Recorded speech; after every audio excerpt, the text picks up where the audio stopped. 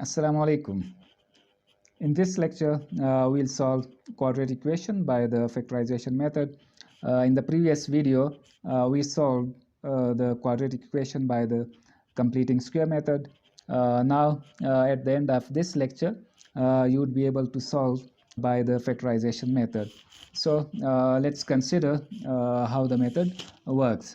For example, we have a general quadratic equation like x square plus bx plus c equals 0. Now, how this method works? First of all, we'll find the product of these two numbers. That is the product of the coefficient of x square with c. So first, we'll find the product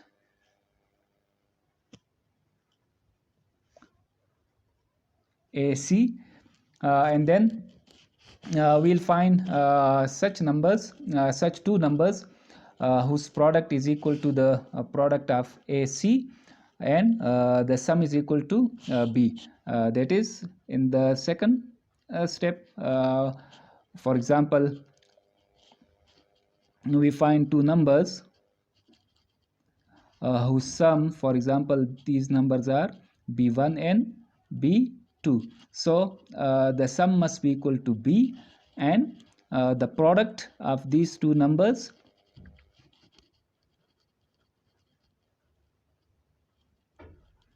the product of B1 and B2, it must be equal to the product of AC. So this is the whole procedure how we can factorize a quadratic equation. Let's consider an example. That is the question first of exercise 1.1. This is the exercise 1.1, question 2, part first. X square minus x minus 20 equals 0. Now, since the coefficient of x square is 1, so in this case, AC is equal to 1 into minus 20, which is equal to minus 20.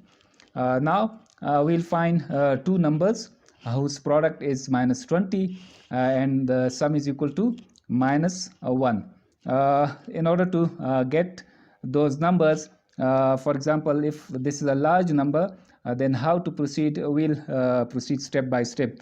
We can have 1 into 20 equals 20, but the product is equal to 20. In this case, the sum cannot be equal to minus 1. The sum must be equal to minus 1 in this case. For example, if we add the two numbers, now one thing also you have to keep in mind that the product is negative. So in the sum case, one number must be positive and the other must be negative. In that case, we can get a negative product. So for example, if we have minus 1 plus 20, in this case we have 19. Or if we have 1 minus 20, then we have minus 19.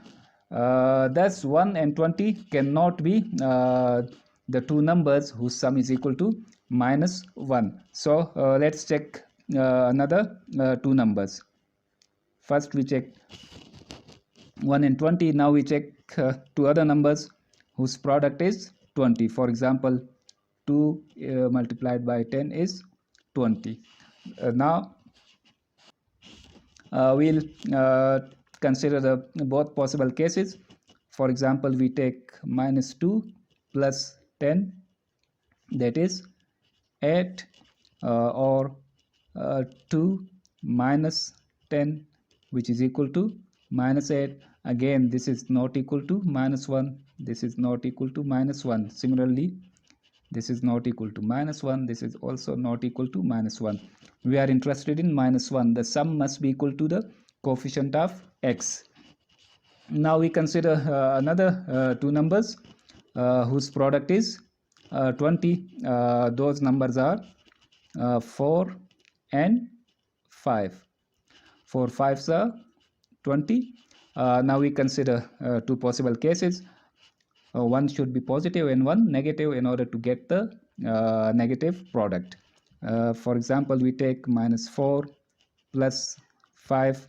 This gives us positive 1, which is not equal to minus 1. And if we take 4 positive and 5 negative, then we have minus 1, which is equal to minus 1.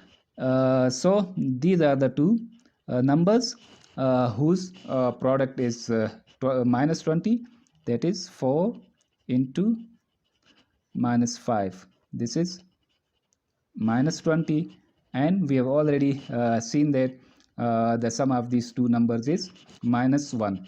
Now we will split the coefficient of x into these two numbers, like x square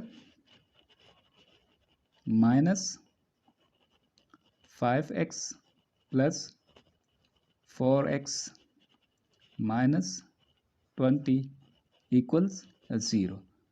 From here we have minus 1, and if we multiply these two numbers we have minus 20.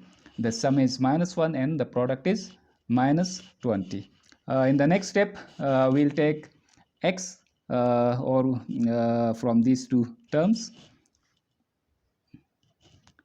When x is taken common, then what we'll do, we'll divide x square divided by x. X is cancelled with or we can write it like x into x, and this is x. Then this you can easily understand, x will be cancelled with x. We have x here, minus similarly 5x divided by x. X cancels with x, and we are remained with minus 5. From here we can take 4 common in these two terms. In a similar way, 4x divided by 4, 4 cancels with 4, and we have x, and minus 20 divided by 4 is 5 equals 0.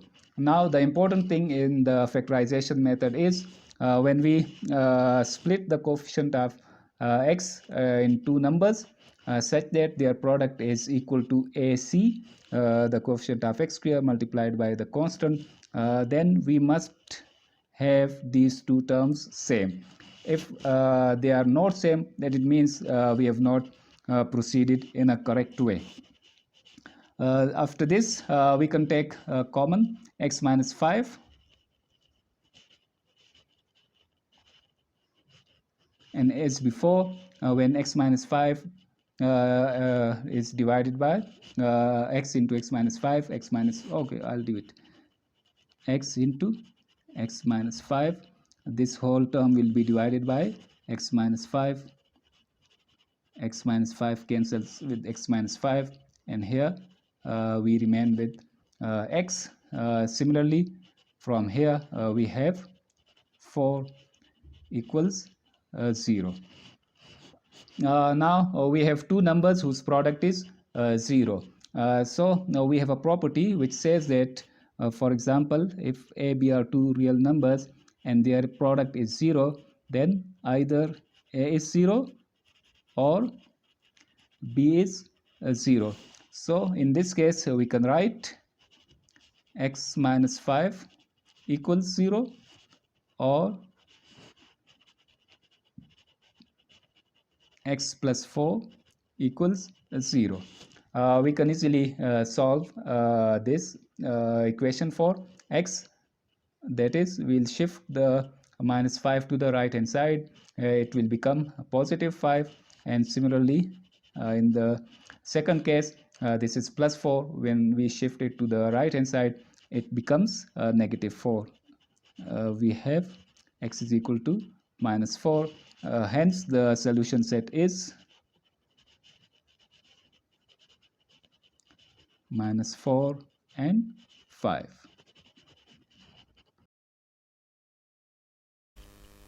I've also solved the quadratic equation by the completing square method in another video, whose link is given in the description. You may watch that video as well. Thank you for watching me.